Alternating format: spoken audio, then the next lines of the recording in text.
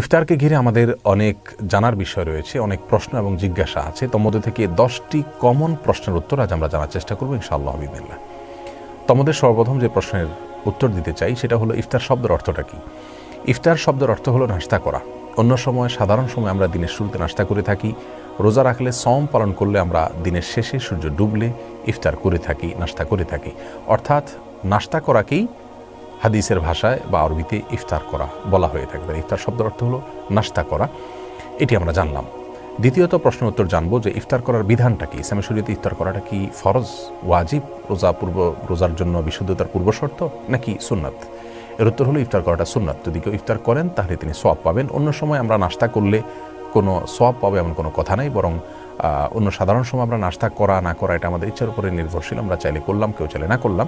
কিন্তু রোজা রেখে দিনের শেষে সূর্য ডুবার পরে ইফতার করা, কোনো কিছু খাওয়া বা পান করা, এটা সওয়াবের কারণ হবে, কারণ এটির মাধ্যমে আমরা সুন্নাহ পালন করছি, যার কারণে ইফতার করাটা সুন্নাহ। সেই সাথে আমরা এও জানলাম কোনো কারণে যদি কেউ দিন শেষে রোজা রাখার পরে ইফতার করার সুযোগ পেলেন না, কোনো ব্যবস্থা থাকলো না, দেরি হয়ে গেল, অনেক ইফতার করতে করতে রাত 9টা 10টা 11টা বেজে গেল, বা আরও দেরি হলো কম হলো, কোনো কারণে ইফতার করতে পারলেন না তিনি সময়মতো, তাহলে সেক্ষেত্রে তার সওম হয়নি এমনটি মনে করার কোনো কারণ নাই।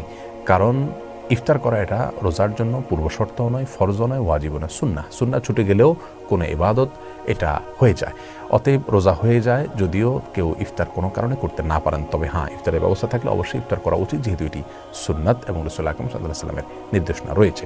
তাহলে ইফতারের বিধান আমরা জানলাম যে ইফতার করাটা সুন্নাত, ফরজ ওয়াজিব নয়। কোনো কারণে না করতে পারলে টেনশন করার কোনো কারণ নেই। তৃতীয় প্রশ্ন হলো ইফতারের সময় কখন, আমরা কোন সময়টাতে ইফতার করব? সূর্য ডোবার সঙ্গে সঙ্গে ইফতার করব নাকি আজান হওয়ার জন্য অপেক্ষা করব? এর উত্তর হলো সূর্য ডোবা নিশ্চিত হয়ে গেলে আমরা ইফতার করে ফেলবো, কারণ কোরআন কারীমে আল্লাহ তাআলা বলেছেন আতিমুস সিয়াম ইলাল লাইল, তোমরা সিয়ামকে রাত পর্যন্ত পূর্ণ করো, লাইল পর্যন্ত পূর্ণ করো।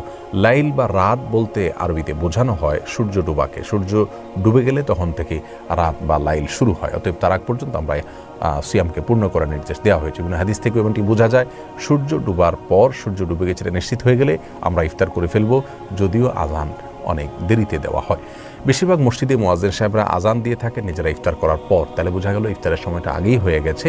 আজানের সাথে ইফতার এটা শর্তযুক্ত কোনো বিষয় নয়, বিধায় আমরা সূর্য ডুবে গেছে এটা নিশ্চিত হয়ে গেলে ইফতার করে ফেলবো। এটা হলো ইফতারের সময়। রাসূল করিম সাল্লাল্লাহু আলাইহি সাল্লাম বলেছেন যে উম্মত যতদিন পর্যন্ত সময় হওয়ার পর অবিলম্বে ইফতার করবে এবং সারিটা শেষ সময় করবে, ততদিন তারা কল্যাণের ভিতরে থাকবে। ইহুদিরা দেরিতে ইফতার করে এবং শিয়ারা দেরিতে ইফতার করে, বিধায় অন্ধকার হওয়ার অপেক্ষা করব না, দেরি করব না, বরং সূর্য ডুবাটা নিশ্চিত শুধু হওয়ার চেষ্টা করবো। সে নিশ্চিত হয়ে গেলে ইনশাআল্লাহ আমরা ইফতার করে ফেলবো।